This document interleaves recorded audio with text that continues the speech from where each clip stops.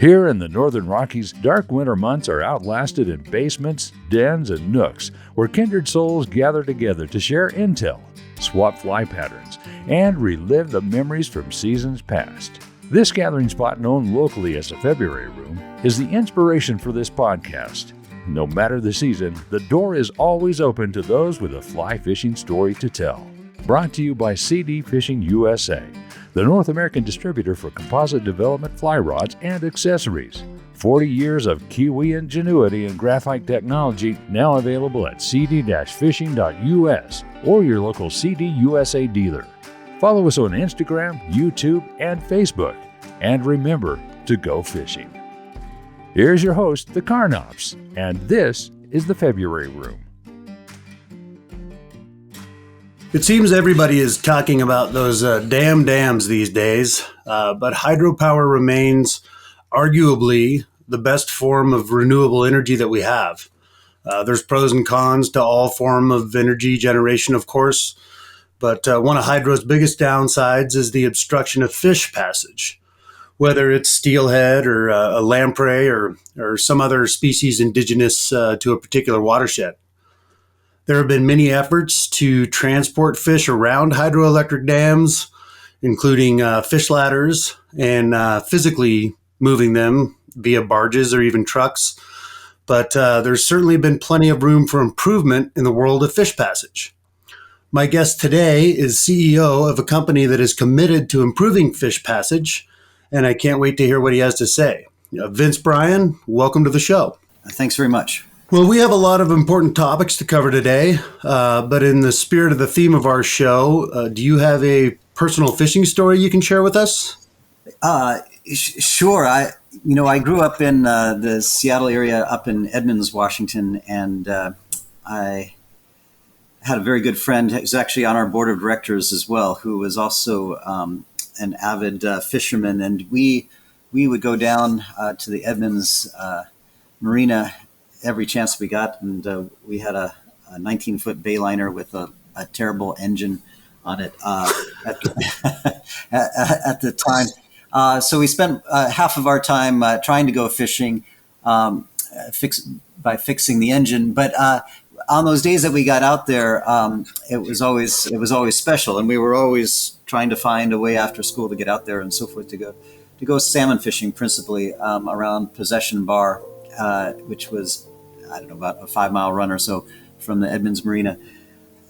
We got to be pretty good at fishing that area and so forth when we got out there, but that engine was always a concern. And on this particular day, it was a gorgeous day. I don't know, it was 75, 80 degrees out. I think it was midsummer sometime, and the engine started, and we got out there, and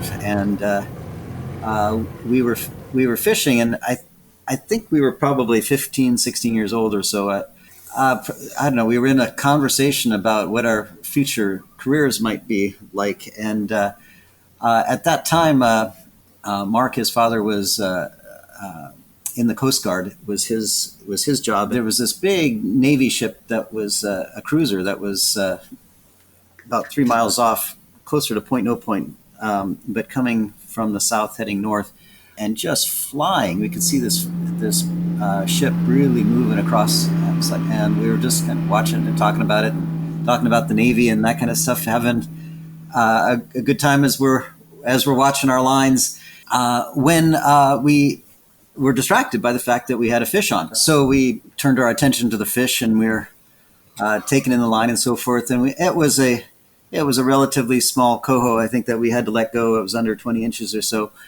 And so there was nothing too eventful about that, except that we turned around at that point and looked at what was coming at us.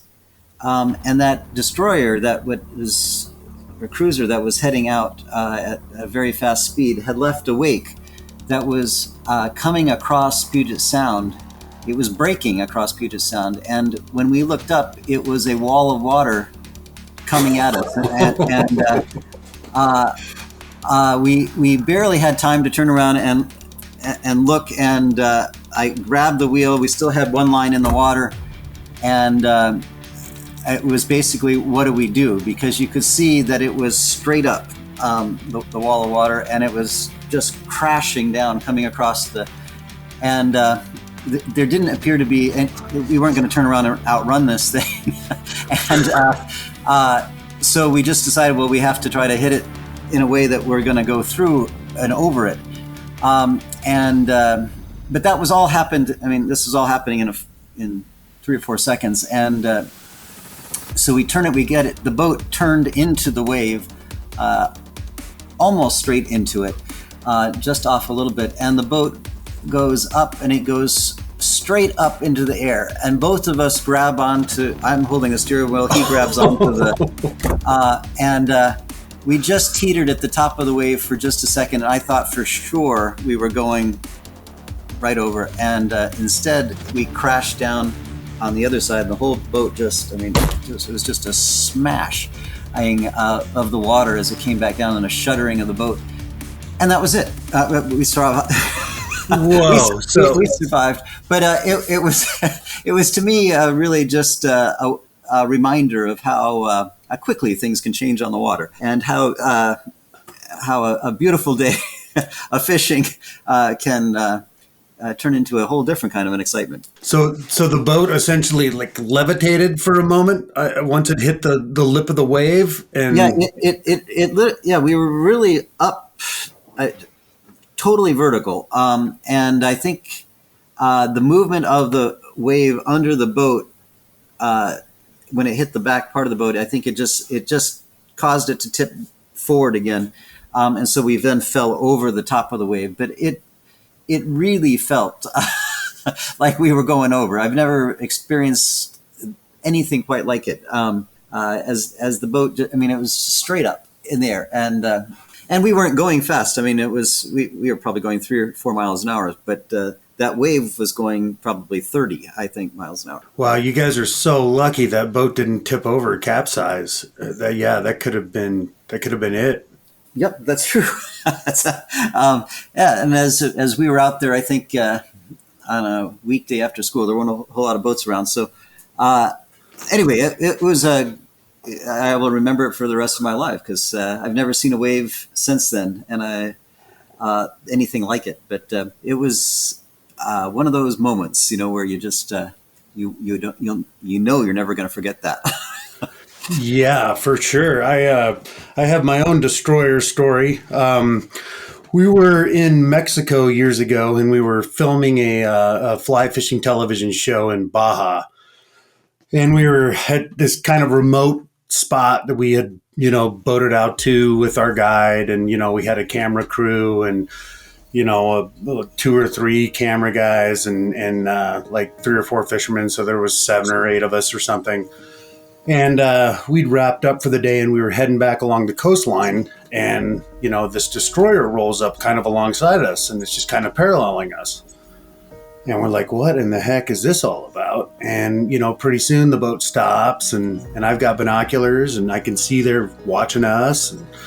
And pretty soon out comes a Zodiac, and here comes, a bunch of military guys in the Zodiac shooting over to us. And the guide that we're with is either asleep or feigning sleep, and we get boarded by this, the Mexican Navy on our little boat, and they're rifling through our stuff and asking questions, and none of us speak very good Spanish. And then finally the guide decides, okay, I better handle this. So he talks with them and appeases them, and they go about their way. And it was frightening, but it turns out that I guess where we were fishing was like a zone for drug traffickers. So they were patrolling for drug traffickers, and saw this boat full of like 6 gringos, and but anyway, I'll never forget it. That's the only time I've been close to a destroyer on the water. But wow, yeah, you were lucky you got away with that one. Yeah, for sure. Well, cool, Vince. So you live in Seattle, correct? Correct. Yes. And did you grow up in the Pacific Northwest? Yeah, I was born in Chicago, but I think when I was in kindergarten or so, my dad, who was in the Navy, he was training to be a physician, and we moved to Bremerton, Washington.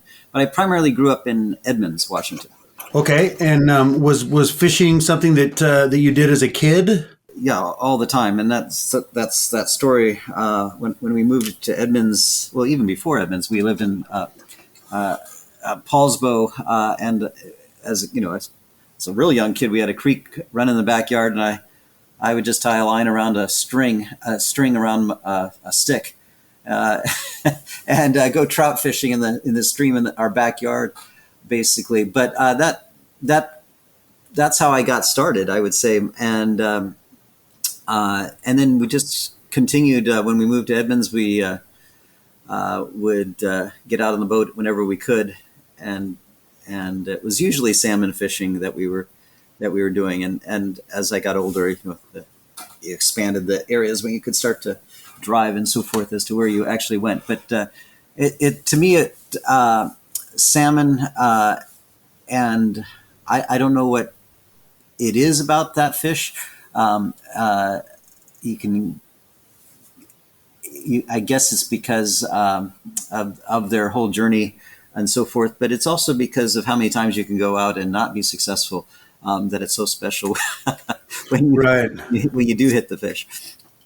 Right. Yeah. It's you never really know all there is to know about salmon and steelhead. That's for sure. They keep you on your toes. That's right. So your company, Whoosh Innovations, your slogan on your website says, quote, "We are disrupting the world of fish passage with solutions that enable selective fish passage, restore natural habitat, and limit CO2, unquote." So there's a lot to unpack there. Can you break that statement down for us?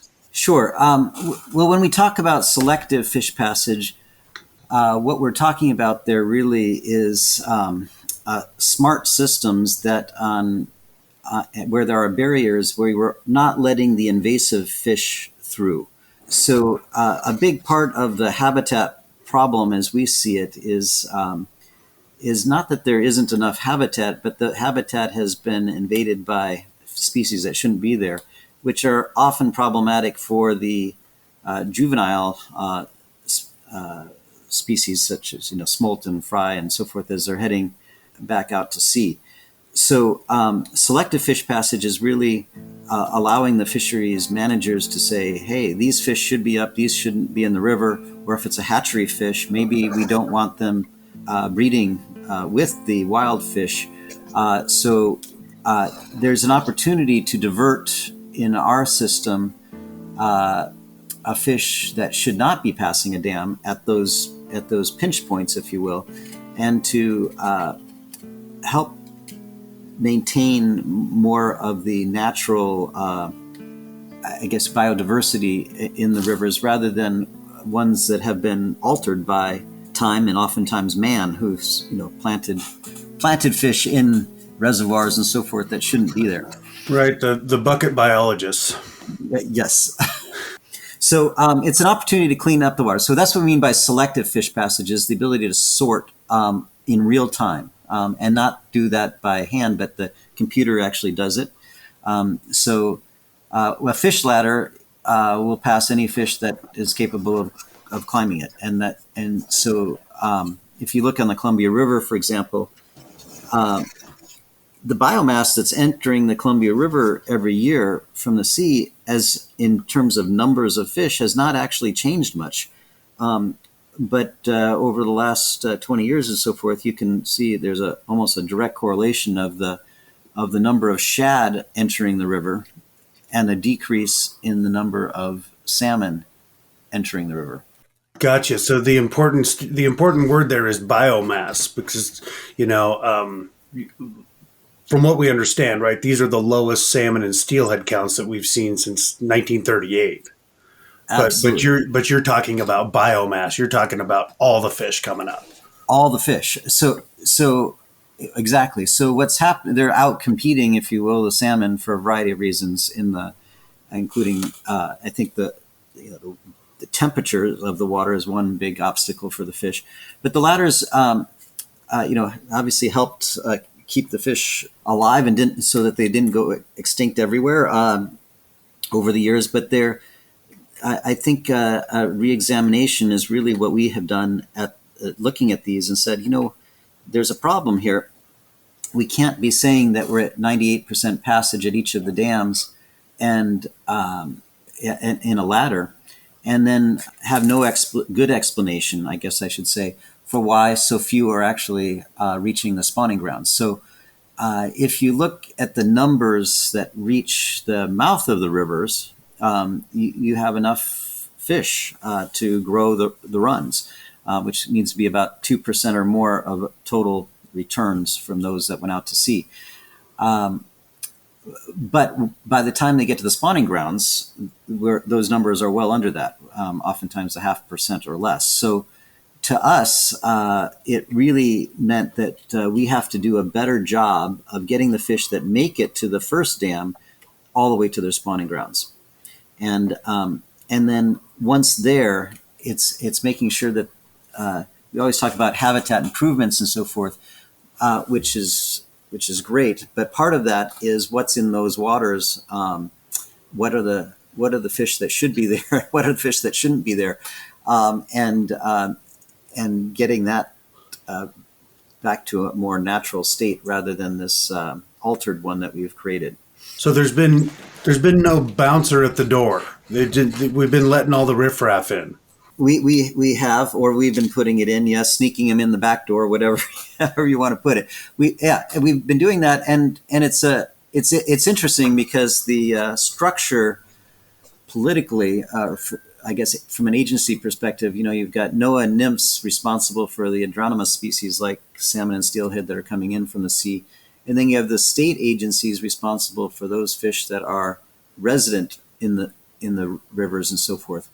And those, while oftentimes they coordinate, that doesn't mean the priorities are the same. So if a state can make money off of selling licenses for smallmouth bass in a reservoir that shouldn't have any smallmouth bass at all, then there's a natural conflict there.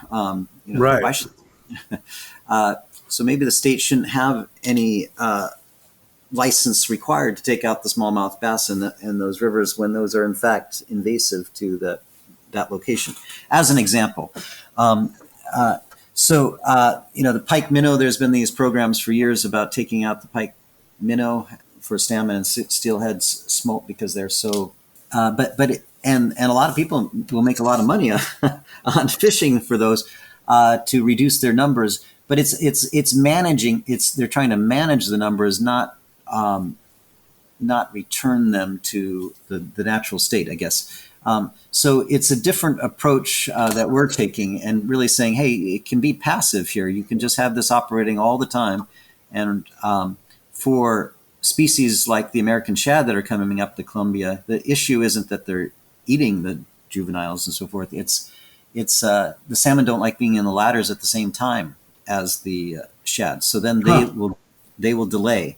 It also makes it very difficult to get accurate counts because sometimes the shad are so thick that you can't actually see what's coming in from the sea with the salmon. So our system, because it's running 24 hours a day and we're looking at literally every fish that comes through, we can start to see trends and so forth that you can't otherwise see. And a good example of that is we had a system down in Bonneville AFS facility, put it in 2019. And if you recall this, the sea lions have been an issue there below Bonneville Dam. And historically, the counts have been on the sea lions, looking from people observing from the shore of fish being eaten as they toss them up in the air and so forth. But what we were able to see in the first months that we put the system in was that about 14% of the Chinook in the month of May, at the time that we were doing that, had a major injury, pinniped injury on them. They had made it past and got up the ladder, but the pinniped, while they were not successful in actually eating them, had caused an injury which was probably going to cause that fish not to make it to the spawning grounds. Right, and by pinniped you mean seals, sea lions. They're all in the pinniped family. Correct. Yeah. Yeah. So and there at Bonneville, it's primarily sea lions, but you can see these big scrapes from either their claws or their teeth on the fish itself. And if you wanted to, with our system, you could divert those also and say, okay, we're going to take those, we're going to treat that fish, hold it for a period of time until it had a chance to recover before letting it get infected. So there are things that can be done when you know more and have the ability to do real-time sorting. So the other aspect of that statement that you brought up, that's from our website on the CO2, is really a different way of thinking about hydropower.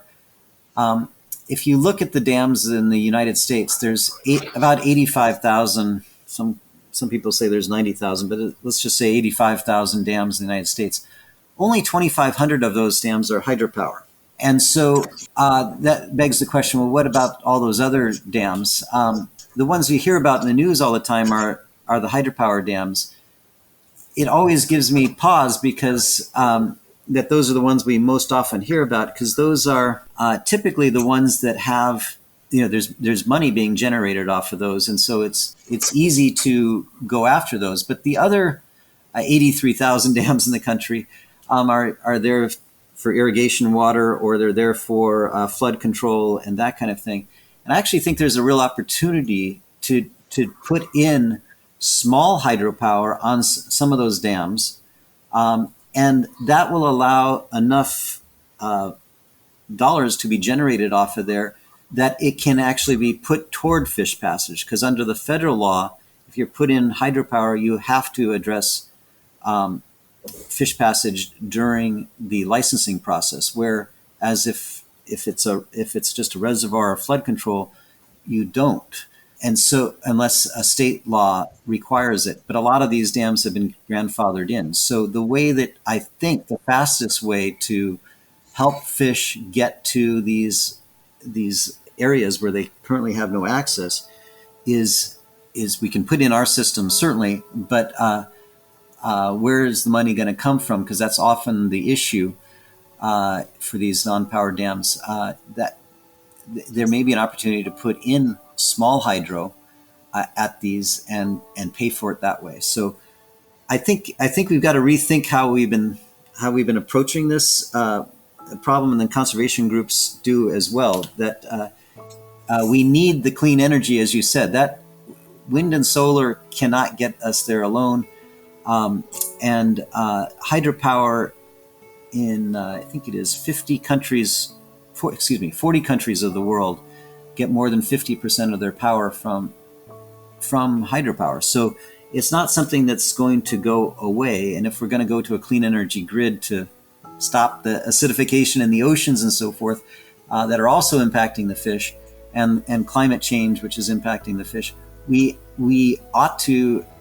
can't really take down all the dams in this given flooding and so forth. So, and even if we did, it was going to take, if we took down, I always say this, if we took down a dam a day in this country, it would take 234 years. Yeah, there you go. So the fish don't have that much time. That's what it comes to. Right. And now a brief message from our sponsors. High-performance graphite shouldn't break the bank. Check out the Tamer brand of fly rods for composite developments, available in 5, 6, and 8 weight. An unbelievable value at $199, Tamer 4-piece fly rods deliver smooth cast and precise presentation. Our Tamer kits include a Fly Lab pulse reel and weight forward fly line. A river-ready kit for under $300. Go to cd-fishing.us or visit a CD dealer in Idaho, Montana, or Wyoming. And remember to go fishing. And so, can you explain how your system works? How does the Whoosh Innovations system work? Because it's pretty cool, from what I understand. I haven't seen it, but just what I've read, it looks pretty innovative. Well, it is. So we really we started with the blank slate and said, what are the problems that the fish are facing? One of the problems in heading upstream is is delays that occur at the fish ladder. Part of the reason that they delay at the fish ladder is because you are often pulling the surface water, which is warmer water that's coming down the ladder, compared to the relatively cooler water that the fish is in, where the water has come through the dam from lower depths. So we're asking the fish to go up a warm ladder, which to them is not a good idea generally. Right.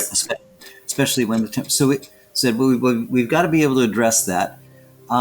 Another problem that we saw was that the amount of energy that is being expended by the fish as they're going upstream not a natural through a ladder is not a natural expenditure of energy. They're having to use burst swimming continuously in the ladder, which is depleting their energy reserves and increasing their stress level, especially if they're in the warmer water. So how can we improve the travel time through to get past the dam, as well as use less of their energy so they have more energy to actually reach their spawning ground? So that was another problem we were trying to solve. And then the last thing was, how do we create a system that can be flexible, given that climate change is changing the water levels, frankly. They're becoming quite variable, both in the tail race below the dam and above the dam. And that's making, if you have a fixed structure for fish passage, it will only work within the range that it was designed for, and meaning some of the time it's not working as designed. And so the fish then have trouble, or it becomes impossible for them to pass through there. So having identified that and others, but those are three big ones, we took an approach of saying, well, it's very difficult to get water to go uphill. It's difficult to get a fish to go up. But from a physics standpoint, if we remove the water and transport the fish in air, in misted air, so they can continue to breathe and exchange oxygen, but we removed the weight of the water. If you were to try to pump something up over a high dam, after about 30 feet, you have to really have a pressurized system that can also be damaging to the fish. But if we just move the fish and some mist in the tube, then we've eliminated that problem. So that's what we did. We developed what's effectively a pneumatic system where the fish is moving through the air in a soft, flexible tube that we can hang from any infrastructure along the side of a dam or along the side of a cliff to get the fish up and over the dam. And we can transport those fish at about 25 feet per second. So in a very short period of time, usually 30 seconds or less, the fish is, from the time that they've entered the system, is up over the dam and on their way again. As compared to in a fish ladder, it might be a couple hours or it may be a week before they make it through the ladder, as oftentimes there's fallback and other things that happen in the ladder. Here, once they've committed to going, they're immediately delivered up above the dam. And what our studies have shown is that they then continue right on. There's no resting required or recovery required. There's no injury that's happening in the ladders from them falling back and so forth, or smashing themselves against the concrete. They're on their way.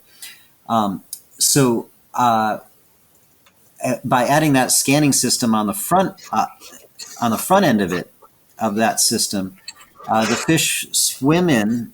So the process from the fish's perspective, they swim in, they swim over a false weir, which is like think of it as a first step of a fish ladder. They swim over that, but on the other side, instead of there being a pool of water, we de-water, and at that instant, we're taking images from multiple angles of that fish. And in the next fraction of a second, we are able to sort that fish into the appropriate tube, depending upon what the fisheries managers want to achieve at that location. And sorry, is this what you refer to as the fish L recognition system? Yeah, yeah. Okay.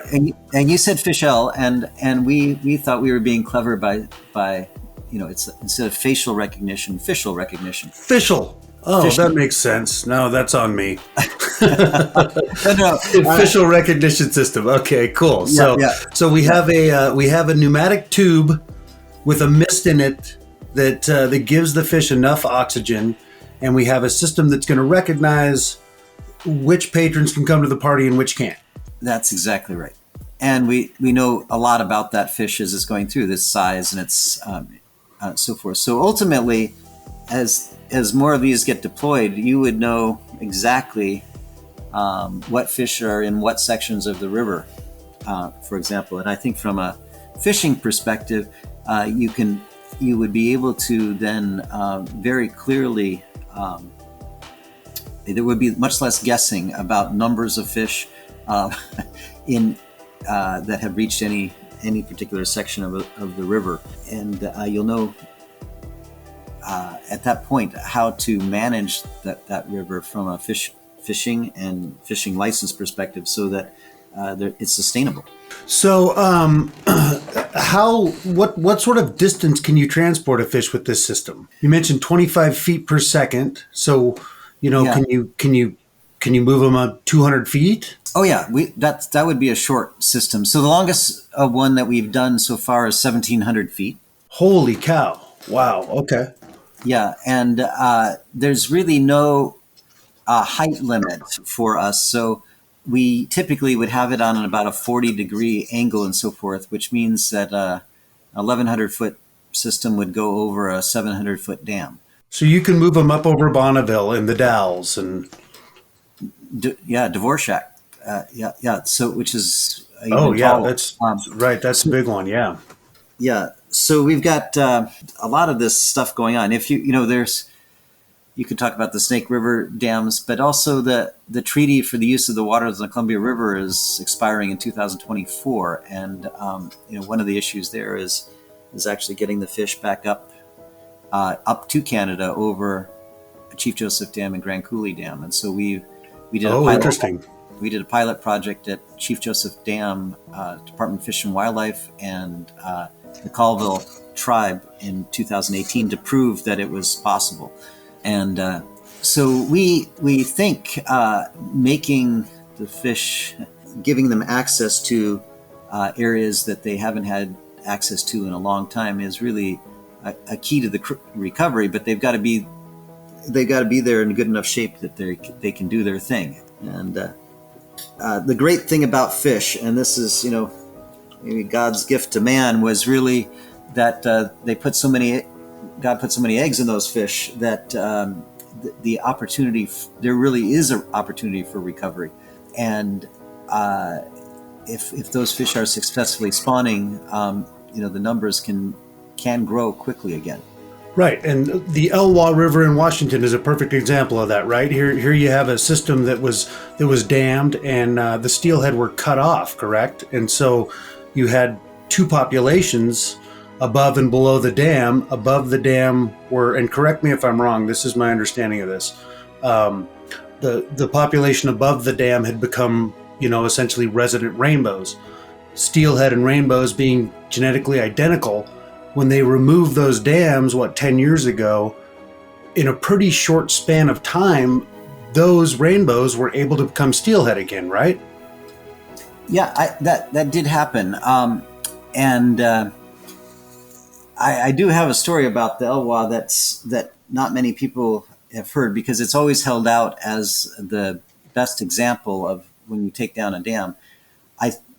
And it made total sense to take down the two dams there because you had a national forest behind it, the Olympic National Forest, and so those waters had not been polluted, and the sediment held behind those dams was clean. It was not toxic from agricultural pesticides and that fertilizers and all that kind of thing.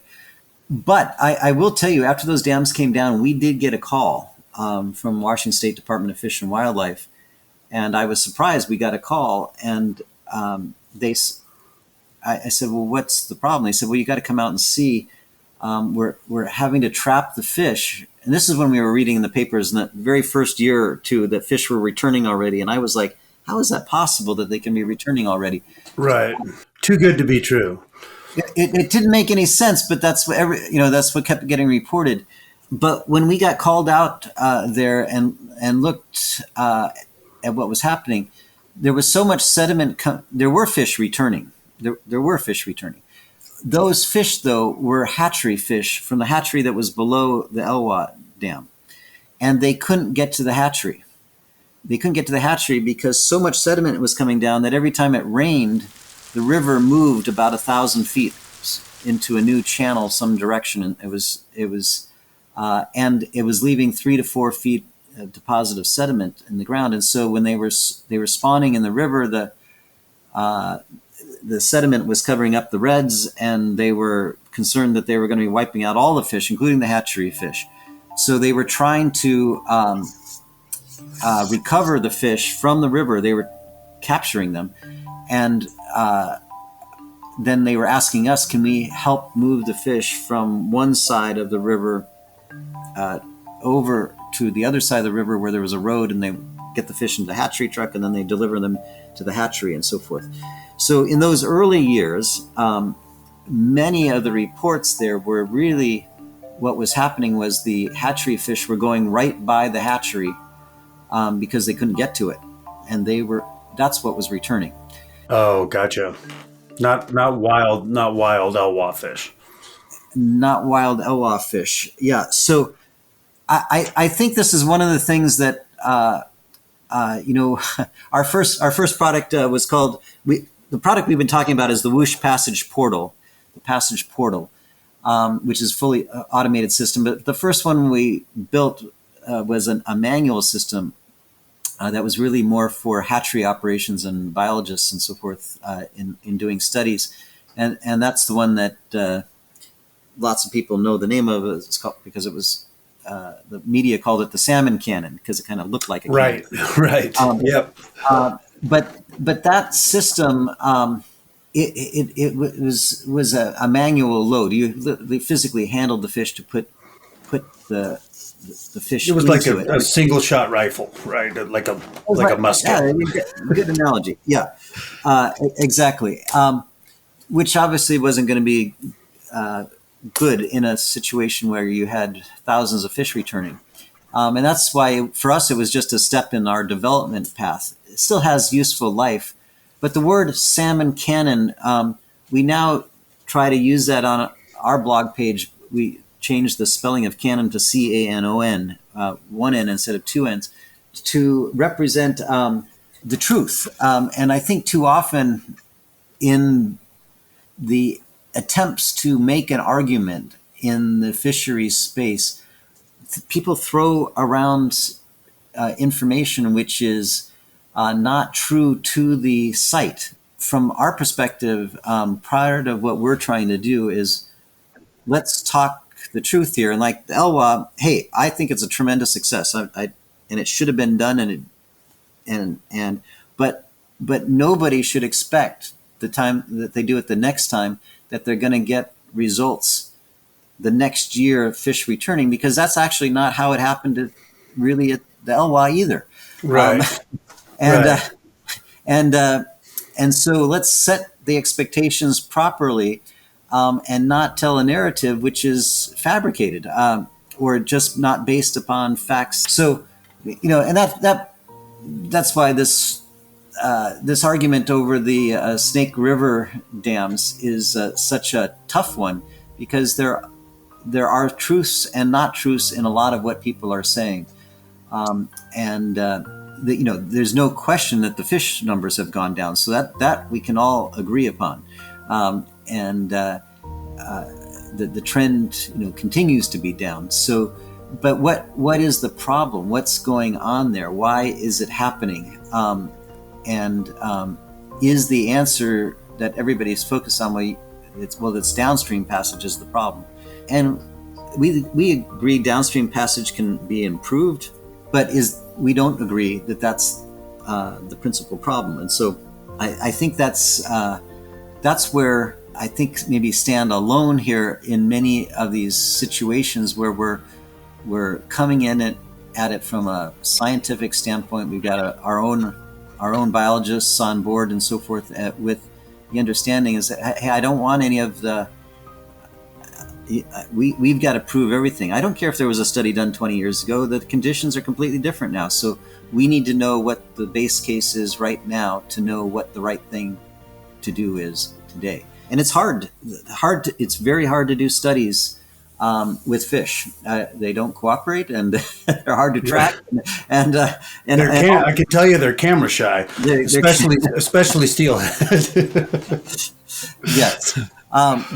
Though I tell you, we've got some spectacular pictures that maybe we could share some with you of them steelhead going through the scanner.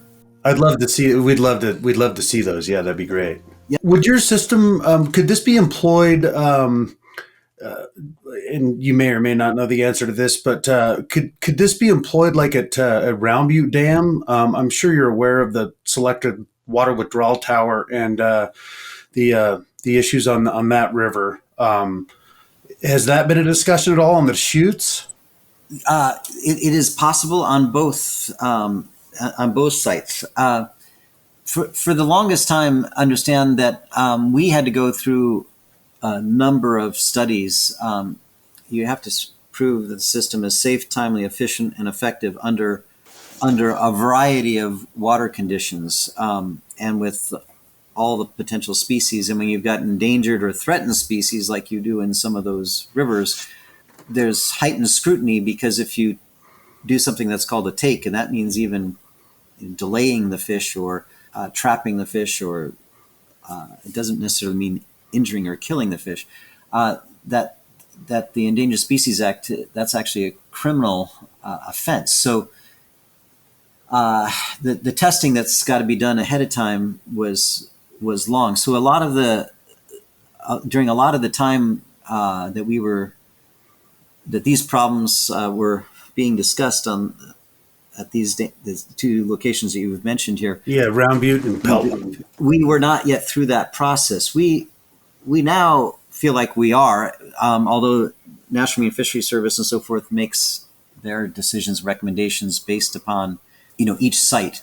But yeah, the system, from our perspective, especially in the Northwest, the system was optimized for salmon first. We're doing things now on the East Coast. We just delivered a system this last weekend for shad, actually, where they're native on the East Coast, and then in the middle part of the country to help remove the various carp species, the silver carp, the ones that you see jumping up out of the water and hitting people and so forth. Right. So the system is incredibly flexible and can be deployed, quickly. It doesn't.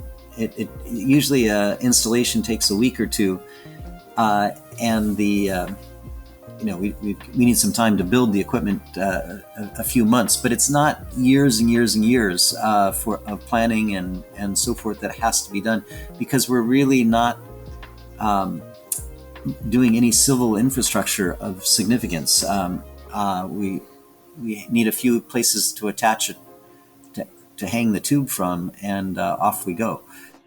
Do you know, this is a little off subject, but I've always been curious about this. Why do they call it a pike minnow? I understand they had to change the name for PC purposes, but do you have any idea why they call that fish a pike minnow? It has nothing to do with a northern pike. It does not have anything to do with northern pike. I don't know. They're both. I actually don't know the answer to that. It's a terrible name. Every time we catch one and I have to explain it to somebody, they're like, "Oh, so it's a pike? It's a pike minnow. It's a small pike." No. Yeah. Well, then why is it called a pike minnow? I don't know. I didn't name it. But I don't know. They're thin fish. It's a good question. I'm not an expert on. Well, thanks. I didn't think you were. I'm trying to find an expert. So if you can find anybody, if you run into anyone who knows the answer to that question, please send them my way. Okay. We'll probably have to get into the the family and species and genus and all that kind of thing that will probably answer the question. But Well, Vince, our salmon and steelhead populations are dwindling. And I don't think a lot of people realize the significance of these species to the overall health of our ecosystems. These fish serve as the vehicles that deliver nutrients from the ocean, to the mainland, to the interior, that feed both flora and fauna. And if they disappear, we may see the redwood forest disappear. Who knows? That may seem extreme, but there's definitely going to be some major detrimental impacts if we lose these fish. And your company seems to have developed a functionally significant system that could have a major impact on the future of these all important species. How can folks learn more about Whoosh Innovations? And is there an opportunity for some people to invest in this company or support this company? Yeah. Well, thank you for asking that question. Whoosh Innovations has been around for a while now. We've been since 2008 is when the company was formed under a different name. We were solving a problem in agriculture, and really then turned to our focus of fish starting about 2013, and now that's all we do. We decided this last year that so many people are passionate about this that we wanted to open up the company for investment. And if you go to startengine.com/whoosh, you'll see us there. We are doing an investor raise there under the what's called Reg CF. So you actually buy securities and own shares in the company, and there's a minimum investment that's required. I can't get into the specifics for legal reasons here, but if you go to that site or to our own site and just click the Invest Now button there, you're not actually investing when you hit the button, but it takes you to the site where you can read all the financials and the legal and so forth. But for us, it's critical that we have. It really does help us when we're talking with the legislators and the politicians and so forth to say, we've got investors in your jurisdiction. They care about this. We want to see this happen. And oftentimes, we need the help of the politicians to help initiate change in these places where the fish are being blocked and so forth. So it is one of the few companies, I think, where our mission, we say save the fish, feed the planet, which is getting to the point you were making, and then grow clean energy, which is by that we really mean all of the renewables. And I think that if you take what we have done and put it together into an investment opportunity, it's one of those things that you can do today. What can you do about climate change and so forth, and how can we help our planet? We are part of that answer, not the only answer, but we're part of that answer, and it's something that you can take action with today. So startengine.com/whoosh, you can invest today, and we'd be happy to have folks, and we're raising up to $5 million right now. This helps us because we do spend an inordinate amount of time, I think, doing non-install, but spending time educating, whether it's local politicians or biologists and so forth, as to the benefits of doing this for the ecosystem, and really getting them comfortable with what is a new technology for them, and not something that they've been doing for the last 100 years, which has proven to be not good enough. Right. Well, Vince, thank you so much for your time today. We really appreciate it, and keep up all the good and all important work that you're doing. Thanks so much for taking the time to listen. We appreciate your interest and look forward to some great fishing adventures on the show in the future. Go to thefebruaryroom.com, where you can access a complete library of our podcast and read more about our guests, their fishing stories, and favorite fly patterns. We're always looking for exceptional fly fishing yarns, and if you have one to spin, shoot us an email at info@thefebruaryroom.com. The February Room is always free, but if you feel like throwing a nickel in the pond, we appreciate any additional listener support. For companies and individuals interested in sponsorship opportunities, please contact us for our media kit. Thanks for stopping by the February Room, and we'll see you down here next week.